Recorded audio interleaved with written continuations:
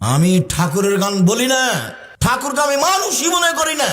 ঠাকুর তো একটা হিন্দু মানুষ, ও মুসলমানের শত্রু, ও জাতির শত্রু, ও বাঙালিদের শত্রু, ও ঢাকা বিশ্ববিদ্যালয়ের শত্রু, ও বাংলা ভাষার শত্রু। তাকে দাম দিতে হবে মানে? আমি বিবেক বেঁচে খেয়েছি। তুমি তো স্কুলে যে বলো ও কালিমা তোমার আকাশ, ও কালিমা তোমার বাতাস।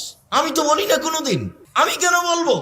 ঠাকুর বাঙালিদের শত্রু, ঠাকুর মুসলমানের শত্রু, ঠাকুর ভারতের শত্রু, ঠাকুর জাতির শত্রু, ঠাকুর বাংলা ঢাকা বিশ্ববিদ্যালয়ের শত্রু। যেদিন ভারত বাংলাদেশ পাকিস্তানের মুসলমান ইংরেজের হাতে নির্যাতিত, সেদিন ঠাকুর লন্ডনে মুচ পাকায়। সেই ঠাকুরের গান আমার ছেলে মেয়ে বলে। তোমার ছেলে তোমার বাপের সন্তান, এটাকে একটু ভারীও মনে করলো না?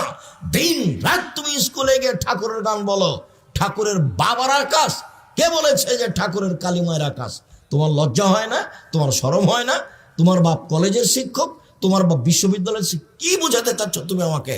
তোমাকে আর তোমার বাপকে যদি আমি মূর্খ প্রমাণ করতে না পারি, জাতির সামনে বক্তব্য দেবো না। 30 বছর থেকে বলছি, 30 বছর থেকে আমি বলি না ঠাকুরের গান।